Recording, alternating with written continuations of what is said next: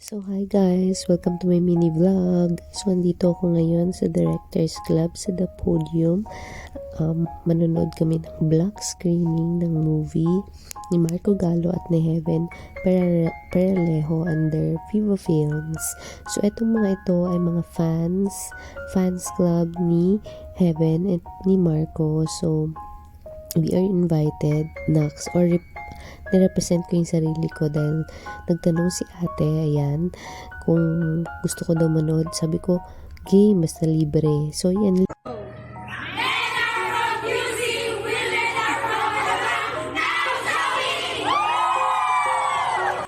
Preparation para sa pagsigaw-sigaw nila para promote yung movie. Pero sorry, dahil late na ako nag-vlog.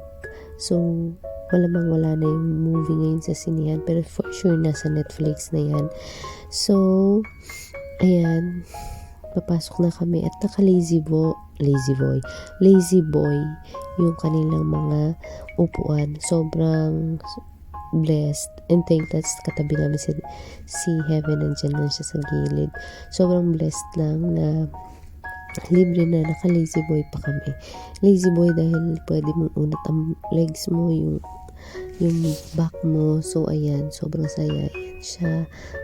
So ayan, syempre hindi namin pinanood yung pakita yung movie sa inyo, pero sobrang relatable yung movie from the title itself, from QC and then Alabang. Tapos yung trabaho nila is nasa Ortigas.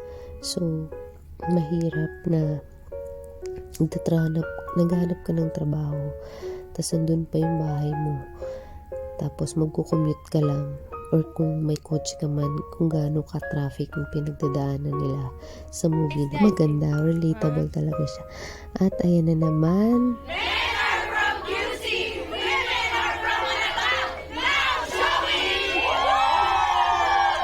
for promotion na naman yan dahil kasama na nila si Heaven. So kanina nasa labas, ngayon nasa loob na kasama si Heaven.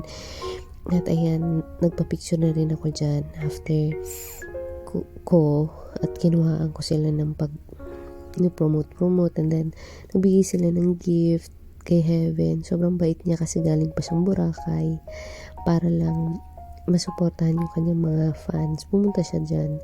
So, parang nangitim siya dahil, ayan, yun yung aking cousin, no? At ayan, syempre, bida-bida tayo. In-experience ko yung upuan ni Heaven. Parang pangatlo niya na raw ata napanood yun. Pero, still, nandyan pa rin siya para suportahan niya kanilang mga fans. So, ayan na ako. So, feeling tayo, hindi alam ang title. Men from QC, women from... So, nakulit pa ako ni teacher. Shots.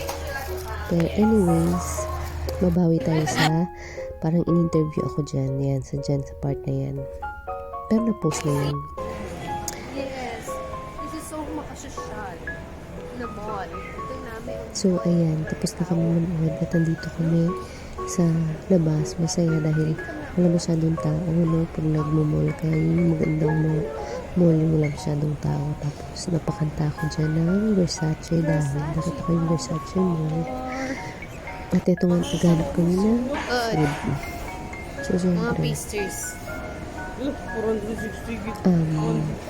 good Food is just pasok sa around budget. the corner. Sabi nga ng pinsan ko, mahal daw yung una namin nakita, pero syempre gawa ng paraan na hanapan ng mura.